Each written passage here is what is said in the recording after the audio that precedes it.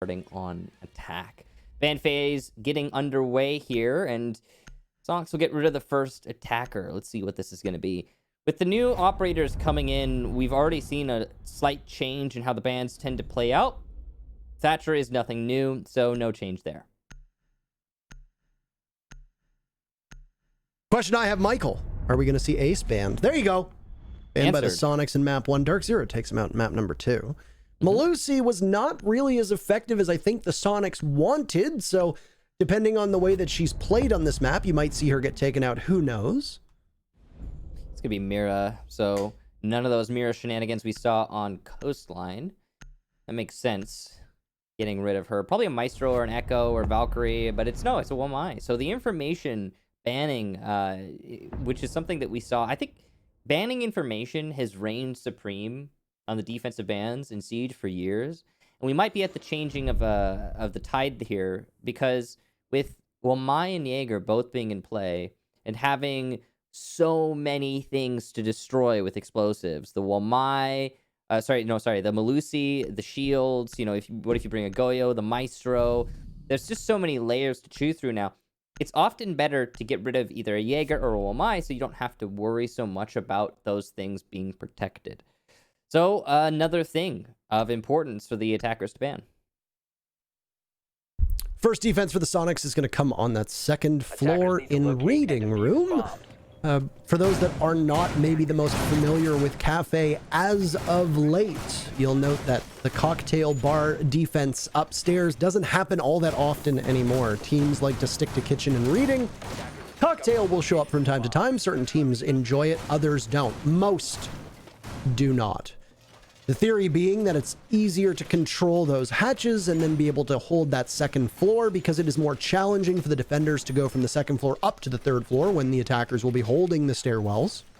Also, by going to the second floor, you can still hold the top floor. You can still hold that third floor, no problem, but that's not where the bomb site is going to be, and it does act as a bit of a buffer. And as with every single map, for those the uninitiated and those that are new to Rainbow Six, most teams will always clear top down. So that third floor is going to be the entry point for an awful lot of teams. If you're not attacking a bomb site on that floor in particular, you've got some extra work to do. So that's just part of the thinking. And reading isn't too bad. You've got a lot of walls that you cannot shoot through over on the B bomb site, which is inside of reading. And then over on the A bomb site, there's crossfire potential depending on how teams want to hold it. Attackers have located a bomb. So setup done here for the Soniqs. They've put a lot of effort into preparing Cocktail for defense. Could be Super and Sleben on a duo roam upstairs. They're not even trying to hold on to White or Pixel or extend into Cigar. It's a very laid back roam here. Now, if DarkZero is aware of this, if they drone it out, they'll be quite swift, taking control up in Piano, and it looks like they are, so they're going to get right to it. Hyper has also positioned himself downstairs, it seems, inside of Train already. Now, from this position, he can launch an attack into the site, but he's got to be worried about the holes that have been made in the walls to the left as he comes through that fireplace. And there's a Valkyrie cam, as you can see, right above the fireplace in A. So that's going to call out for the defenders, and just rushing into site is not an option for DarkZero right now.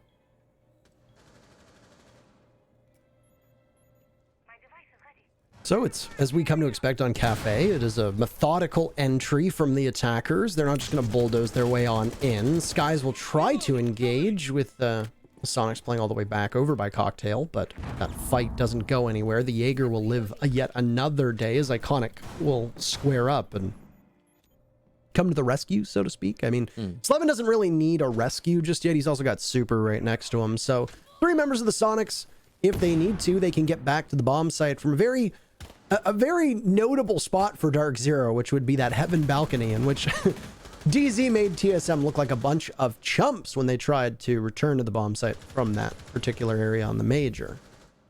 Now, this is quite interesting. DZ have relocated their push. They're going for a Pillars take here. They're trying to open up the wall into Reading just to make sure nobody on the defense can play inside of Reading. But they now have to control above at least halfway. Nice nade there from Hot and Cold, and down goes Gomphy. The scoreboard is coming alive here for DarkZero, leaving just Super and Iconic to hold on to the site. Iconic, who was above, has relocated downstairs, but he'll only get one before being gunned down by Eclipse falling from the top floor. Super now needs to find 3 and deny the plant in the last 15 seconds. But with the smoke, this is actually feasible. He'll get one big pick, but Eclipse is ready yet again to get the immediate refrag, and DarkZero will take round number 1. A lot of people have said about the Soniqs that they are a team that are on the verge of being top 4 in this region, and the chatter has been which team is going to be pushed out of the top 4. For a while there, I think a lot of people suspected DarkZero, and with the way that DarkZero didn't really convincingly earn their spot at the major through the qualifiers, it seemed pretty valid. Now that DZ is firing on all cylinders, I think Oxygen is probably the team that is the odd one out. The issue is with the way that the groups are going, the Soniqs are going to have to beat a top 4 team in order to get into the top 4. And, well, they haven't done it yet. And right now against DarkZero, they are struggling. There's a lot of pressure on their shoulders. And I'm sure this team understands that.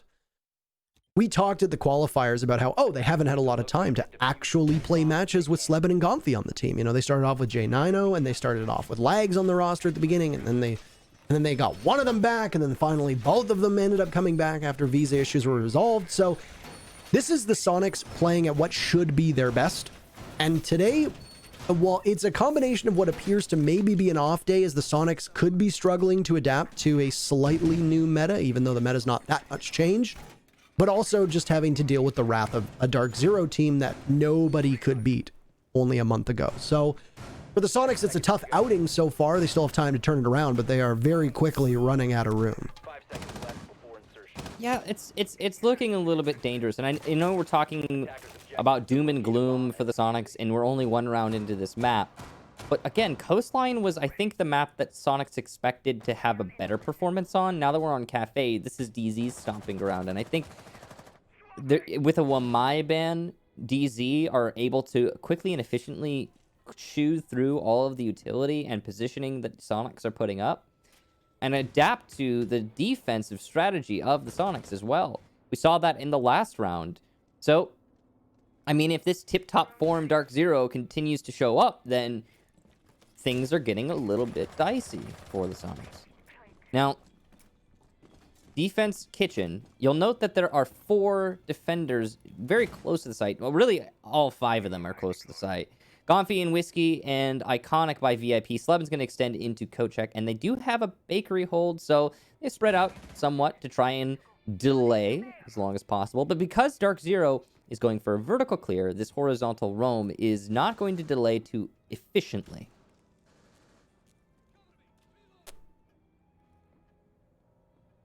Lots of quiet, Michael. Contemplation, Parker. Much contemplation. I think the Soniqs understand the main idea of what DZ is trying to accomplish over by the freezer, but the call has been made from DarkZero to abandon that, at least for now. And Hyper, who was the one that looked to spearhead it as he was right next to the Ash of Mint, has decided instead to head over towards train and mining area. So he's going to join hands with Skies and allow both of them to be this 2-man wrecking crew. Obviously, a Zofia and a Sledge are pretty formidable tools when it comes to soft destruction. Hyper, on a quest to cover as much of the map as possible, is now outside of the main bakery doorway, and we can see that Super's playing behind bakery. He'll expend a Nitro cell. It goes out and doesn't do any damage. Skies has been down, though, and Sleben likely the culprit. Super sustaining some damage inside a bakery as it's just a slugfest. Super gets very aggressive and a grenade goes in. He manages to dodge around it, but taken down by Hyper, who pushes in very quickly. 45 seconds, and the showdown for this round is only moments away. Very slow attack here from DarkZero. That's down to the clear upstairs, and you can see the HP values on most of DZ actually are quite low, so these engagements could swing the Soniqs' favor, especially as we only have 25 left. DarkZero have to make a push. They don't have a time to go for the hard destruction route. That's a big pick, though. As Skies gets Sleben, the Evil Eyes go silent. Nade for the Whiskey Bar. He can't take the direct confrontation with his low HP as he has, and he'll win it anyway. Gomfy forced to reposition. The headshot landed, and DZ's guns start coming alive. It'll be Eclipse with the last word, and DarkZero miraculously win a round they really ought not to have. And they won it pretty convincingly, Michael. At one point, it was what? It was a 2v5 and easily almost turns the tide with 2 kills, but a 1v3 ain't gonna happen. So Oh my goodness. The one thing I've noticed on Coastline, and it's kind of continuing towards Cafe here, and you made note of it on Coastline. The bunker defenses that you see out of the Soniqs. Yeah. Almost every single Coastline defense that we got to see out of the Soniqs. Mind you, there was a lot, and they only won one of them. But now here on Cafe, we're seeing the same thing. And obviously these maps are very different. On Cafe, when you're defending that bottom floor, you can very comfortably fit all 5 of the defenders within both of the kitchens, over by Whiskey Bar or over by VIP, one over by Kochek or one in the front of Bakery. Technically, you will have roamers. 3 of those operators will be roaming. Air quotes roamers. Roamers, but not the usual disconnected style of roam that you think, because you are still usually within striking distance of the bomb site, so that if you need to, you can very easily get recalled to help the anchors. The Soniqs are giving so much space to DarkZero. They did it on Coastline, an aggressive freak show of a map, as people like to refer to it as.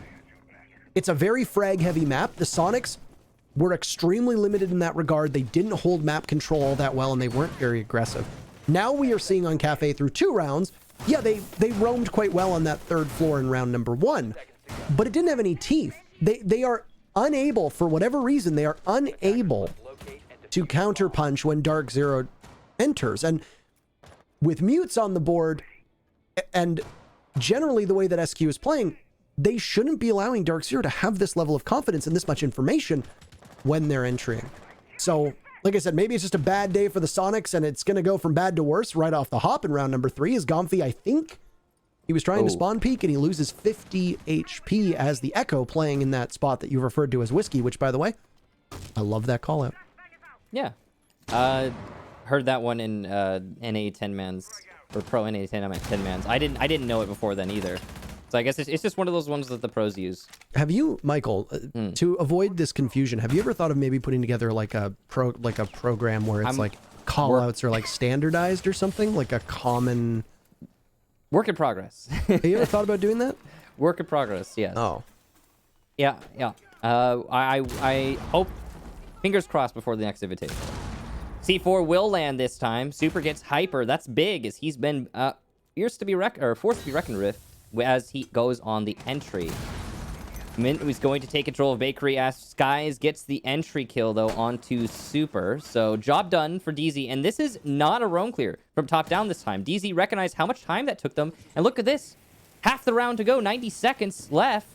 And they have control of Bakery and are able to start their attack onto the bomb site. DZ have chosen a different path, and it seems to be working. If you look at the lineup from the Soniqs, there's no Wamai on the board. Obviously, he's banned, so they're going to rely an awful lot on Jaeger to catch these projectiles, and they are lined up with a set of frag grenades right at that Bakery wall that has now been opened up. Mint had expended 1 smoke earlier, looking for a second to go off at some point. Hot and Cold has used his frag, Skies with 1 remaining, so that explosive ordnance that will be delivered to the Soniqs might end up getting caught by those ADSs. All the while, we ride on board with Easily playing over by the back of Kitchen, waiting to see if somebody's going to come through Small Bakery. And he's going to watch that very intently. A beautiful shot over to Prep. He beheads Hot and Cold. That diffuser goes down. Slebbing in on the fun. Down goes Skies. And the Soniqs are just cleaning up. Diffuser noted under the new ping system. And Eclipse, who has been mighty fine over the last month for the DarkZero team, has a lot of work to do. Keep in mind, there's still going to be intel up as well. And, well, as Eclipse stands up, he gets met with both a Yokai Blast and a couple bullets from Easley's SMG. The Soniqs take their very first round here on Cafe. They're going to need a lot of those as they still trail DarkZero. Yeah, that's looking pretty darn solid there for Soniqs on the bottom floor. A lot of that comes down to the fact that DZ did not have any pressure coming from other locations. It really was a one-directional attack, I guess. It was a Bakery push, and if DarkZero had won all their gunfights, that works. In fact, we could argue that DarkZero have had a few of those pushes already through this match, whether it be map 1 or map 2. But the main difference between that round and past rounds is that DarkZero weren't winning their gunfights. Easily, of course, a key in that round, landing those shots onto the head of DarkZero players as they attempted to push in. But it was really a team effort from the Soniqs. And I think a big part of that is that Soniqs weren't looking every which way. They weren't looking, oh, are we getting pushed from main lobby? Oh, are we getting pushed from freezer? Oh no, is there vertical pressure above? it was just, okay, they're pushing in bakery, let's take that fight. And, well, worked out well for DZ, or rather for quite the opposite, for the Soniqs. So, good job to the Soniqs winning those head-to-head gunfights. DarkZero, I guess I spoke too soon when I said the bakery take was working out well for them. I mean, you were right. It didn't take as long. That's true. It was a swift but they attack. didn't win the round either. So, I mean, one victory and then one loss. You know, It's one the step little things, forward, Parker. one step forward, one round backwards. Little things. Come on. Yeah. I mean, you know, your point was correct, and I think that needs to be noted. People need to be aware that you were right. It didn't take quite as long. So, congratulations, DarkZero. True. Obviously, not great because they still lost the round. Mint has traded out the Blitz, by the way, and is going to run with the Montaigne. And I believe, Michael, we are going to see the hard breach secondary device for the first time Oh, look at that. ever. So you can see it in Mint's panel right there. It's the little square with the 1 next to it. It's a secondary gadget for those that haven't followed the new content that released with Operation Shadow Legacy on Thursday. It was on the TTS for a number of weeks prior to that. It's a new secondary gadget that's almost like a mini thermite charge. After about 5, 6 seconds or so, it opens up a small window that I believe you can also crouch through. Yeah. So it's not as big as a thermite charge. It's like a mini thermite charge, and it's your secondary gadget. And maybe if you don't have a hard breacher, that'll do in a pinch. It's like just about as small as you could possibly traverse through crouch. About as small as King George. Oh. He's not. Wow. He's not that small. Super. First kill of the round is going to go to Super, by the way. He takes out Skies. Buck is removed from action. Vigil had taken some damage earlier on from a frag grenade that was tossed on out, and Iconic has not been shaken off of White Stairs. He knows that there's the Montaigne ahead of him. He calls up the smoke, and a toxic canister gets tossed out from the hands of Easily, as they're just trying to waste as much time as possible. Super patrolling this spot in Cocktail. He'll have to deal with the shield operators. Iconic gets taken down, and now it's a double team on to Super, but Easily tries to come to the rescue. It's a 3v3 as teams will trade off. And, well, Hyper had been downed, but he will withstand. He'll get himself back up. There's still a member of Soniqs playing over by Cocktail, and I don't know if they're aware of his spot. Proximity detonation goes off, so Slebin's position is given away, and then he's removed by Eclipse, who storms over towards Cocktail, finds the Valkyrie camera, and Mint survives a C4. The Soniqs will head for the hills with 40 seconds remaining and try to survive the 3 members of DZ, 2 of whom with very low HP, are about to try to get the objective down, and Mint will be the one with the diffuser in hand.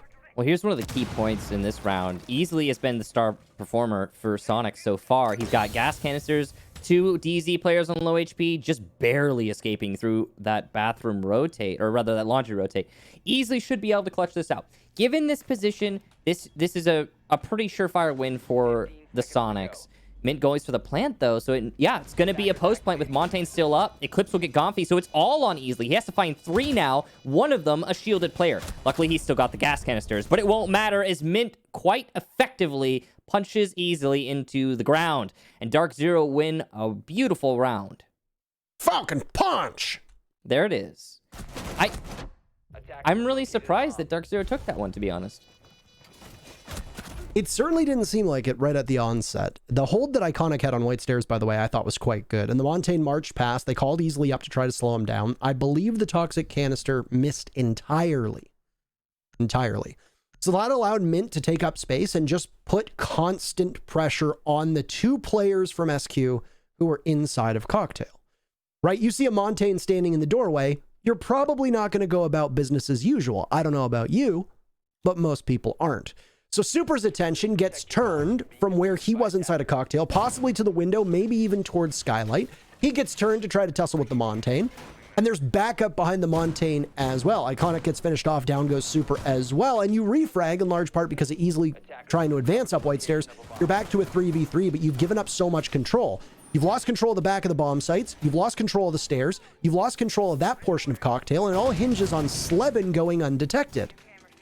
But then one of those proximity detector concussion blasts from Zofia, well, you hate to see it. It gives you away. And then Slebin tries to get out of there as best as he can. He gets punished for it. At that point, with a Montaigne up, and because Zofia can withstand herself, DarkZero have now managed to swing the round very heavily in their favor And at that point, there was still enough time on the clock for them to be able to pull off and execute if they really wanted to, or just simply go for frags. And the execute worked out, which is the decision that they made. I think that in the end there, obviously we didn't see where easily his teammate died. I think it was Gomfi, but that was a big factor. The fact that the Sonics decided to split up, that was a big one as well. I think that the information for the Sonics has been pretty good, actually. We've seen a lot of well-placed cams. We've seen a lot of clearly communicated lines. And then we're also seeing that information actually not be utilized properly. I think that's it's a little bit devastating for the Sonics. The other thing too that really tells the story is that both Gomfi and Sleben have not had a good day in terms of the kill feed. The players that have been your support / flex players. If the support and flex players are getting the kills, it's usually impactless desperation frags at the tail end of rounds when you are in unwinnable situations. Now, not always, but if your anchor is cleaning up on, 2 or 3 kills and then dying, and this happens 3 rounds in a row, your stats are going to look pretty good. And I mean, the problem is that the Sonics aren't really getting impactful frags. They did on round 3, but that was the only real round where we saw it. Now, not a bad start. You've taken most of the HP from Skies away, and now some damage done to Mint as well. So the need for impactful frags is obviously very obvious to the Sonics, and they're looking to try to get them. And they will! Ooh. Easily a big double kill on Nahaten and Skies, and he boards himself up down inside a reading. Eclipse will get Sleben, so that's big in response, but Iconic shuts that down quick. Now it's just Mint and Hyper, and they'll have to put on double duty here in order to bring this back for their team.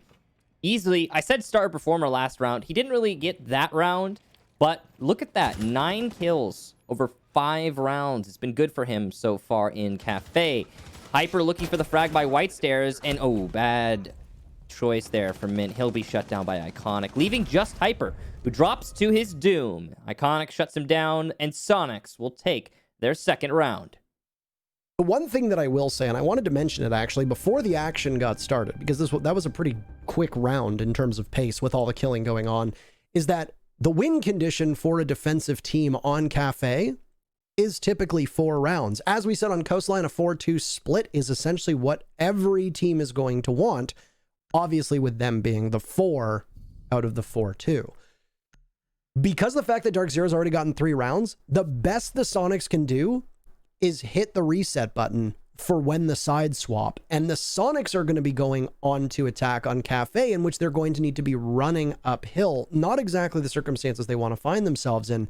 And I know that for Sonics fans, they might think that you or I are being a little too pessimistic here, but realistically, for the fans of SQ, this has not been a very promising series so far, which is the complete opposite of what we saw in the qualifiers between these two teams.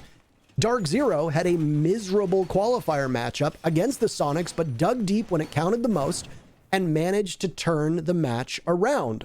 And they turned 2 maps around at the very dying moments in overtime in order to win the series. The Sonics looked like they were in full control that whole time. Now, DarkZero has looked like they're in full control of nearly every single round so far. And yes, I do agree with you. That round that you thought that DarkZero shouldn't have won, which I believe was the second kitchen round all the way back in round number 2, or the first kitchen round, rather. I agree with you. I don't think DarkZero should have won that one. This could be a 3-2 for the Sonics, which is fine. But this round, to me, this round is a must-win for the Sonics. If they relinquish control of a possible tie through the first half, they're going to be in real dire straits when we flip. I agree with you, Parker. I'd say that Sonic's prospects haven't been promising. But you know what is promising? Your aesthetic prospects if you pick up the Pro League set. For a limited time, you can support Rainbow Six Pro teams with 30% of the net revenue split equally among the Phase 3 teams. And they are pretty awesome skins. They're collector's skins. I mean, if you've been in the Siege community for a long time, you know about the Pro sets. Go ahead, make sure to check those out. Now, in this round, DZ going for a little bit of a more unconventional attack. They're going to be coming from the main lobby almost exclusively. It's working so far as Sleben gets shut down. The stuns from Mint working out well. Super will get Eclipse elsewhere, though, so Sonic's not letting it slip. and biting back in the right moments. A little bit of poorly timed grenade tossed out onto the feet of Super and could have very easily claimed a second kill for DarkZero, as the Malusi is going to be able to play very safely behind Bakery. Still has a Nitro Cell as well. Super's intended target every single time he's used it, that we've seen at least, has been on the main doorway of Bakery, and I think that he expects somebody to push from that area. He's instead going to use it over by Small Bakery, and, well, he's got two different members of DarkZero looking to pinch him. Super looks to the right, Hyper kills him from the left. We call that a Kansas City shuffle, and down he goes. Front of Bakery now in control of DarkZero should they want it. 4v3 for DZ with just under half of the round to play and easily lower on HP than anybody else in the lobby. That does not bode well. But the one thing that the Soniqs will have working for them is, number one, intel. You can see the pings going off, so Easily is at least aware if somebody chooses to push through prep. But also, because of the angles that he's going to be playing, if he holds prep aggressively, that shotgun is going to put in good work, and double-digit kills for Easily is very possible. He has done excellent from this spot before watching that prep wall. He's going to need just as good of a performance this time if they want to ice DarkZero's chances. It's going to be a Maverick trick on the main Bakery wall. Hyper, after picking off Easily, just as you were talking about him, is going to open up the wall now that it's soft. DarkZero, with that pick and the wall open, have everything they need to get a successful execution here. Problematically, though, Iconic will pick off Hot and Cold as he attempts to push in and go for a plant. Also, there might be Yokais in play here, and Echo is still alive. So there is a string of hope, but it might have just been snuffed as Mint picks off one, and Hyper, indeed, the final kill. DarkZero will take round number 6, and they are looking quite fierce here on Cafe. That was a pretty convincing round win as well. Super obviously was the big focal point for DarkZero. He was the prize, he was the crown jewel, whatever you want to call it, of that frontline defense towards Bakery. The moment that Super was removed, the entire front of Bakery was DarkZero's for the taking. They had coverage on Small Bakery, they had coverage on the main Bakery walls, they could begin to pressure inside of prep if they wanted to, and then it was what I imagine must have been a great shot onto Easily as well from Hyper. And then you have even more control. And at this point, Kitchen begins to feel very tough to hold because you've lost the front of Kitchen. You can't really make it out of the second part of Kitchen. You can't really make it out of Freezer if teams have shot it up and not allowed for a rotate to happen. You get forced back as a defender at that point, and you are just playing too far back to contend with the attackers, who are still going to have some utility, as DarkZero did. So DarkZero went for that straight push like you talked about in round number 3. You said, well, DarkZero didn't like the clear above, so they're just going to go right for it. They did mostly the same thing in regards to just going straight for it on round number 6, but this time, Michael, they didn't just half-ass it. Because they were able, I don't know if I'm allowed to say that word on broadcast, by the way. Can I say that? Hold on a second here. Let me go back. It's done now. There we go. I think I got it this time. Yeah. Fixed. Yeah. Problem solved. Band-Aid applied. We got it. We have a 7-second delay, right? Ladies and gentlemen, production, right? We fixed it. We fixed it. So anyway, it's fixed. There you go. Production said it's fixed. Perfect.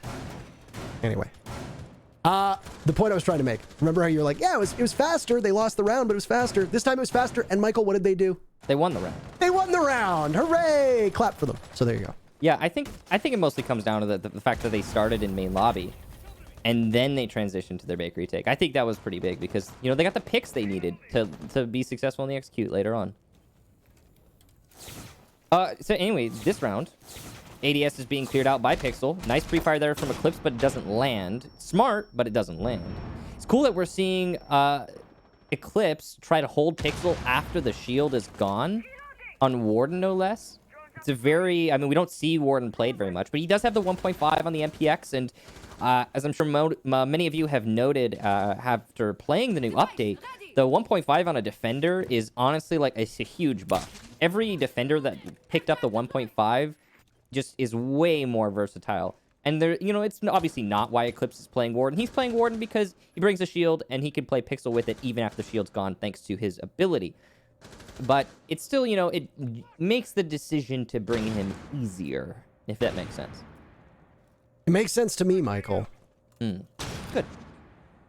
This is also the first cocktail defense. I want to note that as we are now halfway through the very first defense for DarkZero, and the stack up from Soniqs is going to come on the west side of the building, which for those that don't know your directions will know it better as red.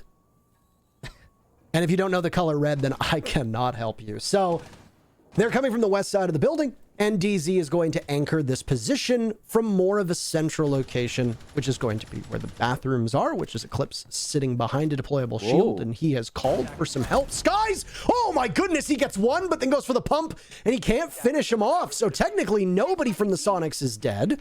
Easily will be recovered, and very intently, Eclipse will still be watching, and there you go. He gets the last laugh on it. Down below they go, trying to swing onto him, more damage being done. He's lighting them up, but not enough. Easily credited with that kill with Hot and Cold coming in and picking off Sleben, but the Thermite now has full control of Cigar and will go for the wall. The Soniqs, both Easily and Gomfy, are on just a tiny shred of HP. This is very good positioning for DarkZero. A single bullet will fell both of them, depending on what gun it might keep Easily alive. Super is going to be the player from the Soniqs that is going to need to pull more than his fair share of the weight. A grenade primed and ready from Gomfy will go towards White Stairs. Mint walks just out of the range, and Gomfy taking up space. There goes another frag grenade, and Mint will need to pop on up. There you go. Vector in hand. Down goes Gomfy. Still patrolling the White Stairs is Mint. A second waiting for him. It's Super. Will he blink? No. Easily takes out Hot and Cold, so a 2v2. Hyper guns down Easily, and Super will fall to Hyper as the Maestro just continues to conduct a symphony right by the bomb chassis. DarkZero's 5th round. Beautifully played by Hyper. They're only 2 away from putting this series in the books. This is looking pretty done already. The confident plays from DZ really rattling Soniqs. You saw the push there from Skies. It didn't get a kill, just a down. But the damage is done at that point. And even though the Soniqs managed to keep that man count nice and even, despite the aggression from DZ, and just even due to the Soniqs being able to get control of Pixel and all the other things that kind of went the Soniqs' way, the damage was effectively done. And I mean that quite literally. The low HP on those Soniqs players really hurt their chances. And despite even that, honestly, the play that we saw from the Soniqs, I think, was the real problem in that round. They, had low HP, but the way that the Soniqs attempted to take that round was not very well coordinated, to be blunt. Their push coming from Piano, I think, could have been a little bit more together. Played a little bit more as a unit. But it's not to be, I guess. That's in the past now. And DarkZero, definitely feeling very happy about that. Now, 5-2 DZ. And the real kicker is DarkZero are on the second half. They get to defend. They get to keep defending. And that's the advantageous side, typically, on Cafe. So, I'm not so sure that we're going to see a map number 3 here, Parker. It's certainly not feeling like it. Cafe is DZ's map. It was not played in the initial head-to-head between these two teams in the qualifiers. I know people might get sick of us referencing it. It's very important. But it's very important. It's very important. It was also a very exciting series if you didn't watch it, with the Soniqs almost taking it, and I was on the edge of my seat the whole time, especially when Map 3 Consulate literally comes down to the 15th and final round, and DarkZero obviously muscled their way through that one. Consulate, funny enough, is actually the tie-breaking map yet again if required, but as you just said, and I will wholeheartedly agree with Michael, I don't think we're going to see a third map at all. I think we might be able to see 2, maybe 3 more rounds after this. And unless the Soniqs wake up, Gomfy and Sleben in particular have had an awful day statistically. They are going to find themselves in a real rough spot. And while it's not Sleben or Gomfy on the scoreboard, it's iconic. Both he and Easily have been having a pretty good performance so far on Cafe. They have all but 5 of the kills for their team, which is just a monstrous effort. And they find Skies, with DarkZero will now have to trail, as Skies was playing a little bit too close to that skylight and got picked off by the Soniqs as they commandeered, once again, the west side of the building. Quick rotate there from Eclipse. He's worried about his ADS having been cleared out, so he'll fall all the way back. 90 seconds on the round here. The Soniqs will get control of top white, and they're gunning for control of Cocktail. If they get that control, they could start opening up above the site. Gas canisters going out, but they might have gone a little too far, and yes, indeed, they have. Soniqs pushing into Cocktail. Mint will get 1 on that push, but he's shut down inside of Cocktail, so control established for the Soniqs. This is the most confident and convincing round we've seen from the Soniqs so far, and they have the control that they bargained for. It cost them, but they got it at a much lower rate than they've been getting anything in previous rounds. I was worried that Eclipse was going to have tunnel vision right there, and Gomfy would just simply waste as much time as possible and make it even harder for Houghton and Hyper, and would end up being an even less competitive round than so far it has been for DarkZero. As you're right, this is the most confident we've seen out of the Soniqs. And they're playing with a lot of moxie. They've been able to take their gunfights and will now continue to punish, this time in terms of objective play, from above. And that'll be largely in the hands of the Sledge. Now, Gomphy might not have done much to find the scoreboard, but the holes that he's making will likely aid his teammates in doing so. Slevin was also up there. So the two standouts, the usual standouts from the Soniqs, very much in play. Ooh. Pushing over towards the doorway into B bomb site. You're going to need some proper coverage here as Easily sprints on in, but there's one for Hyper. He's on the retreat. Down goes Hot and Cold and Eclipse, so Hyper's going to need a 1v3. Finds one, Easily pops up, but he's credited with the kill. A huge round for the Soniqs, and Easily in particular. They're still very much in this. It's not over just yet. You're going to have to wait at least a couple more rounds to see if you get match point. DarkZero, the Soniqs, take their third round so far here on Cafe. Yeah, Easily and Iconic really standing apart here for the Soniqs. And it was that early kill from Iconic, I think, that really brought it home for the Soniqs. Because when the back and forth started for DarkZero, which they typically are pretty good at keeping pace on, it really fizzled out quickly. There wasn't enough gas in the tank due to that early unanswered kill. And, you know, obviously it's not Skies' fault he died so early. Not necessarily. Iconic got him through the wall based on, well, probably based on a Z-ping from a drone. I just thought about it. But the precision accuracy of that spray through the wall, I'm really curious if that has to do with the ping 2.0 system. And I think it's likely that it did. Of course, we can't know right now, but I'm definitely gonna ask later. Anyway, Z-ping or no Z-ping, early pick for the Soniqs, unanswered by DZ. DZ runs out of gas on the cocktail hold. Eclipse plays very passive as the smoke by White Stairs does not support Hyper, who had been playing inside of cocktail. Hyper gets one, not two. That's not enough to answer back.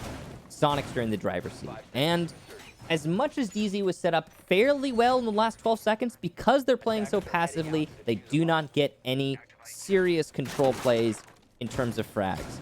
And they're playing passively because it is the last 12 seconds, and they figure that they can wait out that clock. Not so. Soniqs, a very good round from them.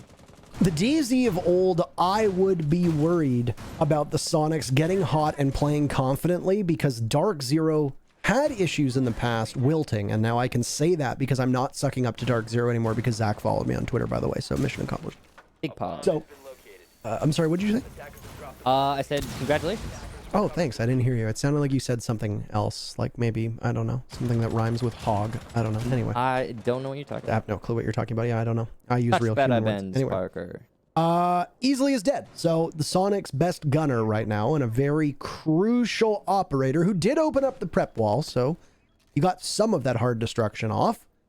But that's a big hole for the Soniqs to dig themselves out of, not just because Easily has been so good, and he's been getting impactful kills as well. I'd noted how the Soniqs were struggling to get impactful frags. Easily has been getting them.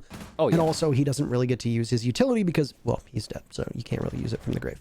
Anyway, at least a refrag does happen about 35 to 40 seconds later, and then traded off again, and then traded off again. Back and forth we go as Gomphy is the last one on the scoreboard. Easily and Slevin are down for the Soniqs, and Eclipse and Skies are gone for DarkZero. Additionally, Eclipse and Hyper right now are the two hottest players for DZ, and one of them are gone. So both of these teams have lost their top frag right now. And there goes Gomphy. Not exactly a top frag, but he did get a kill in this round, and that was, I think, his first.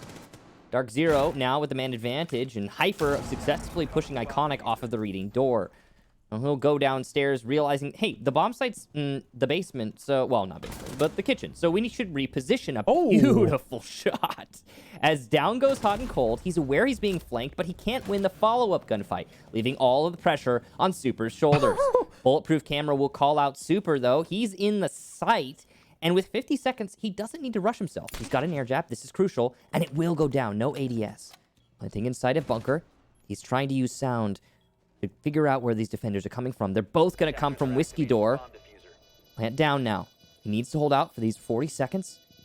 The air jab might be the difference maker here, as they're both of the defenders trying to jump up on the same door. Big kill there from Super. Swings, and he gets it! A huge clutch for Super, aware of both of his enemies, and the shots were landing. Super has taken an awful lot of heat for his stats in the very first stage of the US division, but make no mistake about it, the man still has plenty in the tank, and it was a team effort, to be honest. That could have very easily gone in favor of DarkZero.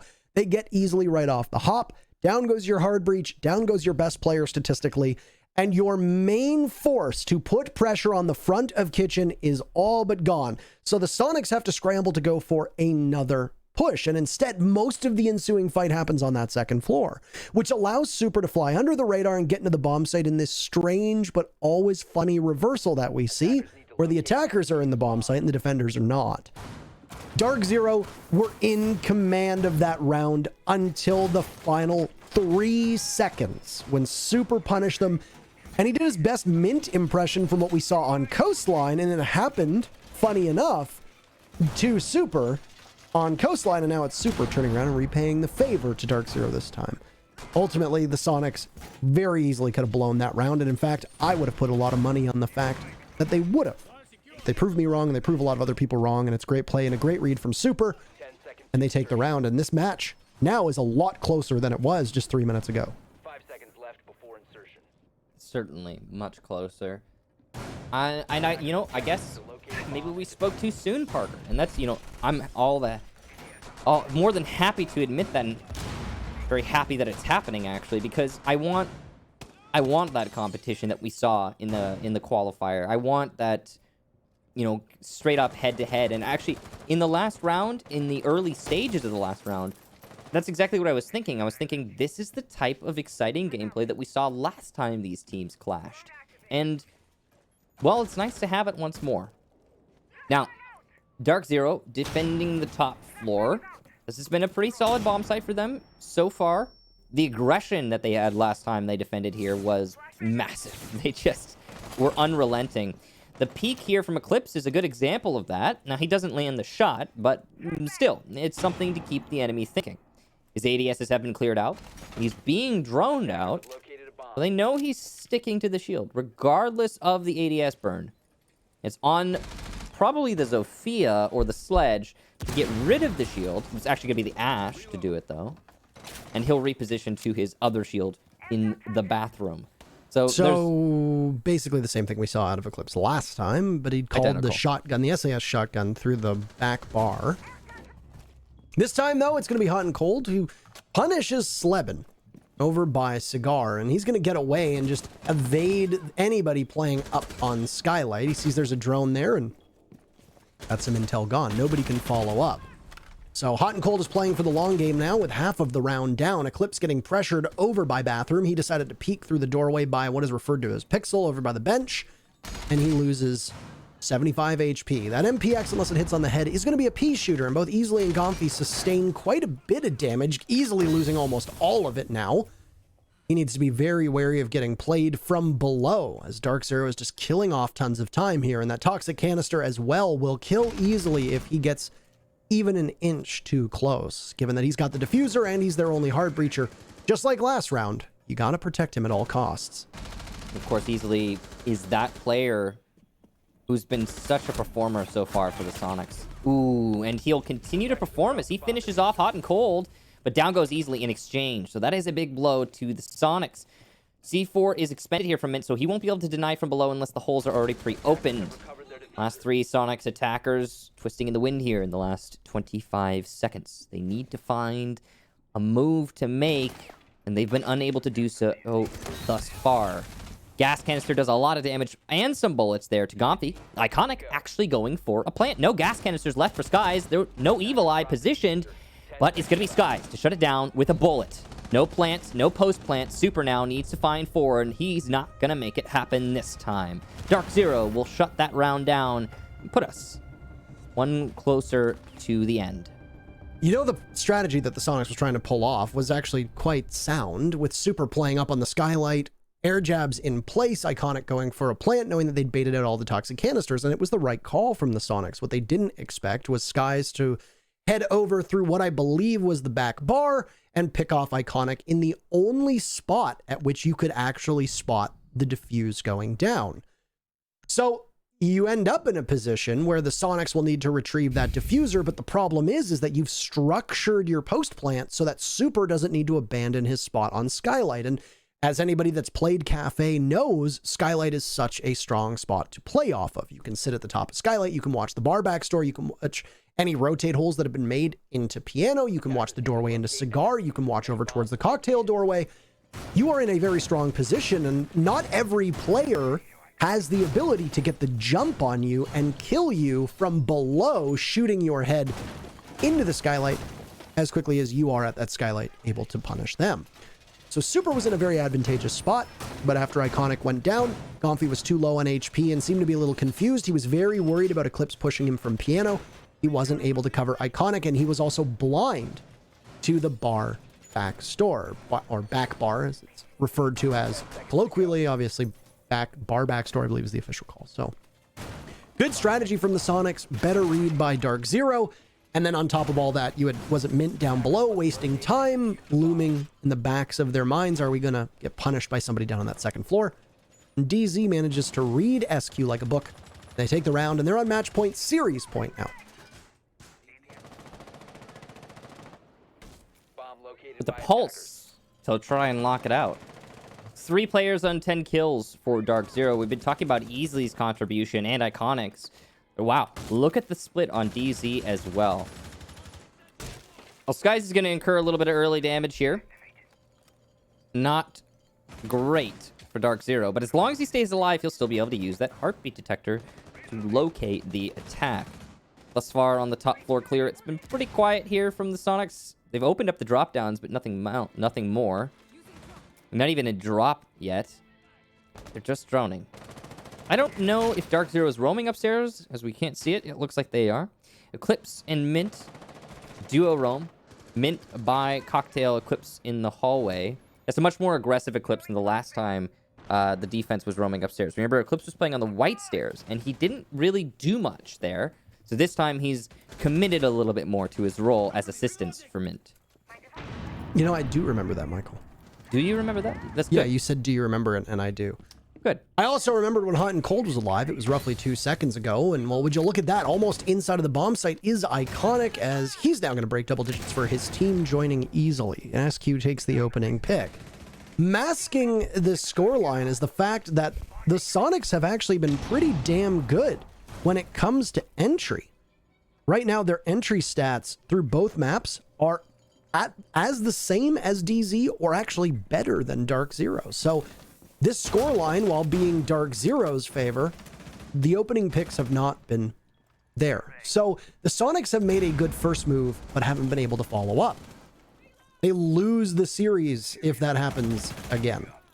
And there goes the wall just behind Hyper, who's going to get flushed out by a grenade as well. The exothermic charge goes off, and Slevin is going to be watching to see if Hyper emerges from reading room. The Sledge has his back turned to him, and it's prime fodder. 40 seconds remaining, DarkZero with the match on the line. It's looking pretty solid here for the Soniqs, to be honest. If Hyper goes aggressive, that could be problematic. Easily going for the plant. It's inside of dining. This whole reading attack has been a distraction. And in a post-plant, 5 versus 2 now, as Soniqs start shutting down DZ. A flawless round. And, oh boy, that's the best round we've seen from the Soniqs so far. They seem to age better. And they might actually get us to that map 3 at this rate. So the final round of regulation, if overtime is required, DarkZero will be on defense, so they will stay the same for a 7th round.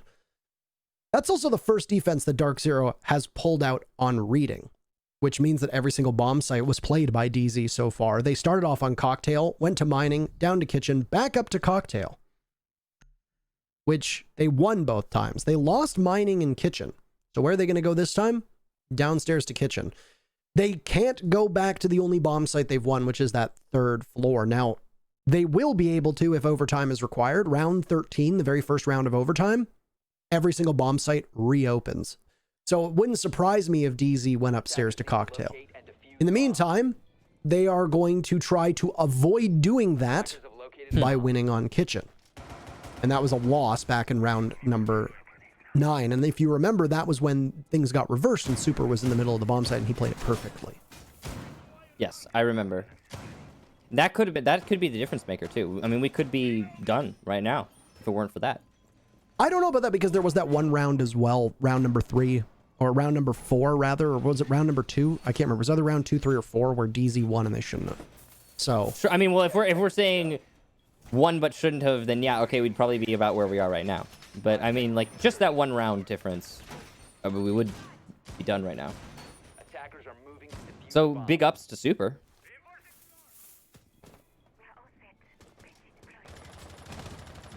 We'll see if it's actually going to carry all the way into OT here, because we're not quite there yet. DarkZero defending the basement, or the kitchens. you've been in Europe too much. You're calling it the basement. That's not what it is. No, it's just I typically say top, middle, bottom because everybody gets confused with all the other other calls that you can give to these floors. But it's just not clicking with bottom today for some reason. Anyway, lots of Main utility. floor, Michael. Yeah, bottom floor. Main floor. Bottom floor. Main floor. It's bottom floor. Main floor. Okay. First floor. Well, now see, that's where it gets confusing because some people would say floor 0. Slevin will get Eclipse. Was he trying? He was trying to spawn peek from P. No, he got killed in prep. Okay. Yeah. All right. I was like, no way he's playing Goyo and he's spawn peek. Oh, but Min takes the position though, and he'll get 2 big kills. Wow. He might have even gotten a 3rd had he landed those second shots. Shotgun comes out, but he's not looking the right way. It's just Slevin, and there you go. Explosively, DarkZero will take map number 2 and the series. over before it even really started in that round in particular, and all the kills being fed to a variety of different DarkZero members as, well, the Soniqs realized they had an opportunity to take control of the front of Bakery.